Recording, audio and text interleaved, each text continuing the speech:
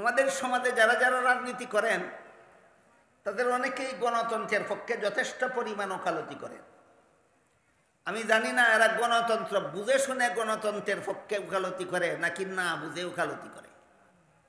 বর্তমান দুনিয়ার বিভিন্ন দেশে সরকার মনোনীত করার যে একটা পদ্ধতি আছে গণতন্ত্র নামে, এই গণতন্ত্রের আবিষ্কারক ছিলেন আমেরিকার ভূতপূর্ব প্রেসিডেন্ট আব্রাহাম লিঙ্কন। তিনি জন্মগতভাবে ছিলেন ইহুদির সন্তান। তিনি এই গণতন্ত্র বা ডেমোক্রেসির ডেফিনেশন দিয়েছেন এভাবে: government of the peoples by the peoples for the peoples. এর অর্থ হল জনগণের সরকার জনগণের দ্বারা জনগণ কর্তৃক মনোনীত হবে। জনগণের সরকার জনগণের দ্বারা জনগণ কর্তৃক মনোনীত হবে। এটা হল গণতান্ত্রিক পদ্ধতিতে সরকার মনোনয়নের সিস্টেম পদ্ধতি। ইসলামের সরকার মনোনয়ন পদ্ধতি এটা নয়। জনগণের দ্বারা যে সরকার মনোনীত হবে একে গণতান্ত্রিক সরকার বলা হয়। ইসলামে গণতান্ত্রিক সরকার হয় না, ইসলামের সরকার হয় খেলাফত পদ্ধতির সরকার। আব্রাহাম লিঙ্কনের রাজনীতিতে হয় গণতান্ত্রিক পদ্ধতিতে সরকার মনোনয়ন, আর ইসলামে হয় খেলাফত পদ্ধতিতে সরকার মনোনয়ন। এই জন্য আমরা যারা রাজনীতি করি এবং রাজনীতির মাধ্যমে দেশে শান্তির পরিবেশ সৃষ্টি করতে চাই, আমাদের প্রত্যেকের বুঝতে হবে ইসলামী রাজনীতি আর গণতান্ত্রিক রাজনীতির ব্যবধানটা কোথায়। ইসলামী রাজনীতি আর গণতান্ত্রিক রাজনীতির ব্যবধান যারা বুঝে না, এরা ইসলামী হুকুমত কায়েমের দাবি করে আর গণতন্ত্রের পক্ষে উকালতি করে। দুটারে গুজামিল দেওয়ার জন্য অনেক সময় বলে ফেলে ইসলামী গণতন্ত্র। ইসলামে কোনো গণতন্ত্র নাই, গণতন্ত্র কোনোদিন ইসলামী হয় না। ইসলামে কোনো গণতন্ত্র নাই আর গণতন্ত্র কোনোদিন ইসলামী হয় না। গণতন্ত্রের আবিষ্কারক হইলেন আব্রাহাম লিঙ্কন, আর ইসলামী খেলাফতের প্রতিষ্ঠাতা হলেন মুহাম্মাদুর রাসূলুল্লাহ সাল্লাল্লাহু আলাইহি ওয়াসাল্লাম। আব্রাহাম লিঙ্কনে আর মুহাম্মাদুর রাসূলুল্লাহ যদি কোনো পার্থক্য থাকে, আপনাদের ইমানকে জিজ্ঞাসা করে বলুন আছে কিনা। আব্রাহাম লিঙ্কনে আর মুহাম্মাদুর রাসূলুল্লাহ কোনো পার্থক্য আছে কিনা? যদি থাকে তাহলে আব্রাহাম লিঙ্কনের গণতন্ত্র আর মুহাম্মাদুর রাসূলুল্লাহর খেলাফতেও সেই আকাশ পাতাল পার্থক্য আছে। ইসলামী সরকার মনোনয়নের সিস্টেমে আগে ইলেকশন নয়, আগে সিলেকশন। আগে ইলেকশন না আগে সিলেকশন? আগে সিলেকশন। কিন্তু যদি একই পদের জন্য একাধিক যোগ্যতা সমান যোগ্যতা সম্পন্ন একাধিক ব্যক্তি পাওয়া যায়, তখন ইসলামে সিলেকশন দেয়। কথা বুঝতে পারতেছেন কিনা দেখেন।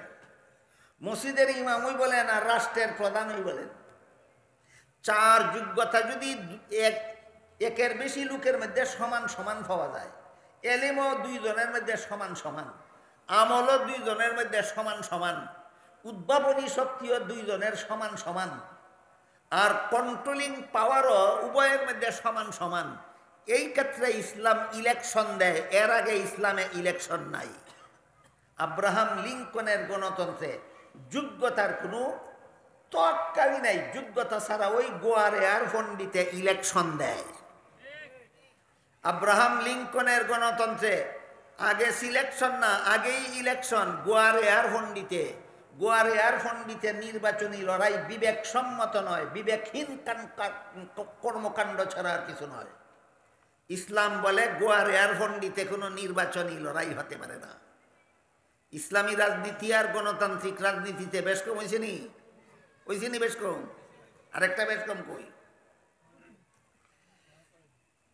ইসলামী রাষ্ট্রে সরকার হয়ে থাকেন আল্লাহর প্রতিনিধি। কার? গণতান্ত্রিক রাষ্ট্রে সরকার হয় জনগণের প্রতিনিধি। এখনের পার্থক্যটা বুঝে আসলো কিনা দেখেন। আমার কথা ভালো একটু মনোযোগ দিয়ে শুনেন, আমার কথা জবাব দিতে হবে। ইসলামী রাষ্ট্রের সরকার হয় কার প্রতিনিধি? আল্লাহর প্রতিনিধি। আল্লাহর ইচ্ছা অনিচ্ছা বাস্তবায়ন করতে হবে তোমার শাসিত দেশে। যেহেতু ইসলামী রাষ্ট্রের সরকার আল্লাহর প্রতিনিধি হয়, এই জন্য তার মন গড়া কিছু করার অধিকার নাই, আল্লাহর ইচ্ছা অনিচ্ছাই বাস্তবায়ন করতে হবে তার দেশে। আর গণতান্ত্রিক দেশে যেহেতু সরকার কার প্রতিনিধি হয়? জনগণের প্রতিনিধি। এই সরকারেরও নিজের ইচ্ছা মতো করার কিছু নাই, জনগণের ইচ্ছা অনিচ্ছা বাস্তবায়ন করতে হবে দেশে। হালাল হারামের দ্বার দাঁড়লে হবে না। অধিকাংশ জনগণ যদি একটা হারাম কাজ চায়, সরকার তাই করতে বাধ্য। অধিকাংশ জনগণ যদি অসৎ হয়, সরকার অসৎ হতে বাধ্য। অধিকাংশ জনগণ যদি সুদখোর হয়, সরকার সুদখোর হতে বাধ্য। অধিকাংশ জনগণ যদি ঘুষখোর হয়, সরকার ঘুষখোর হতে বাধ্য। অধিকাংশ জনগণ যদি লম্পট হয়, সরকার লম্পট হতে বাধ্য। কোন কোন কোন শাসন ব্যবস্থায়? গণতান্ত্রিক শাসন ব্যবস্থায়। জনগণের যা চায় তাই সরকারকে করতে হবে। এখানে হালাল হারামের ধার দাঁড়লে প্রতিনিধিত্ব থাকে না তার। এই জন্য ইসলামী রাষ্ট্রে প্রতিনিধিত্ব উপর দিক থেকে আসে, গণতান্ত্রিক রাষ্ট্রে প্রতিনিধিত্ব নিচের দিক থেকে যায়। কথাটা কি বুঝাতে পারলাম? ইসলামী রাষ্ট্রে সরকার আল্লাহর প্রতিনিধি হয়, প্রতিনিধিত্ব নিচের থেকে আসলো না উপর থেকে আসলো? আর গণতান্ত্রিক দেশে সরকার জনগণের প্রতিনিধি হয়। এবার বলুন, প্রতিনিধিত্ব উপর থেকে আসলো না নিচের থেকে গেল? নিচের থেকে গেল। তাহলে কিভাবে দেশ শাসন করলে দেশে শান্তি হবে? এটা আল্লাহ কম বুঝে, জনগণ বেশি বুঝে। এই হইল গণতন্ত্রের সার কথা। আল্লাহ বুঝে না, কাজে আল্লাহর প্রতিনিধিত্ব সরকারে করলে হবে না। জনগণ বুঝে দেশে কিভাবে শান্তি হবে, তাই জনগণের প্রতিনিধিত্ব করতে হবে সরকারকে।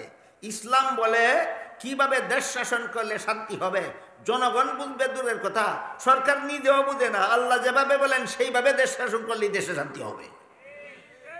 আমি কি আপনাদেরকে ইসলামী শাসন ব্যবস্থা আর গণতান্ত্রিক শাসন ব্যবস্থার পার্থক্যটা বুঝাতে পারলাম? হ্যাঁ, ইসলামে গণতন্ত্র নাই, জনগণের মতের মূল্য আছে। কোন সময়? যে সময় সিলেকশনের স্তর পার হইয়া ইলেকশনের পর্যায়ে আসে। ওই মসজিদের ইমাম থেকেই বুঝি, মসজিদের ইমাম বানাবার জন্য দুইজন লোকের প্রস্তাব করা হলো। দুজনের এলেম সমান, দুজনের আমল সমান, দুজনের যোগ্যতা সমান। যদি ব্যবধান হয় তাহলে ইলেকশন না সিলেকশন? ব্যবধান হইলে যিনি বেশি যোগ্যতা সম্পন্ন তিনি সিলেক্টেড, এখানে কোনো ইলেকশন চলে না, এটা ইসলামের বিধান। কিন্তু যে দুইজনের জন্য ইমামতের প্রস্তাব আসলো, দুজনের এলিম আমল যোগ্যতা যদি সমান সমান হয়, তখন ইসলাম বলে অধিকাংশ মুসল্লি যাকে চায় তাকে ইমাম বানাও। এটা গণতন্ত্র না জনগণের সংখ্যাধিক্যের গুরুত্ব? এটা গণতন্ত্র না, এটা জনগণের সংখ্যাধিক্যের গুরুত্ব। তখন অধিকাংশ জনগণ যাকেই চাইবে তিনিই শিক্ষিত, যাকে দুজন সমান শিক্ষিত, দুজন সমান যোগ্য। এখন অধিকাংশ মুসল্লি যাকেই চাইবে সেই গোয়ার হতে পারবে না, যাকেই চাইবে সে অশিক্ষিত হতে পারবে না, যাকেই চাইবে সে মূর্খ হতে পারবে না। এক কথায় ইসলামের বিধানে নেতা নির্বাচনের পদ্ধতিতে কোনো গোয়ার অশিক্ষিত মূর্খ ফদ দখল করার মতো কোনো ফাঁক ফুকর নাই। আর আব্রাহাম লিঙ্কের গণতান্ত্রিক সিস্টেমে গোয়ার ওই নেতা হওয়ার ব্যবস্থা দেওয়া হয়েছে।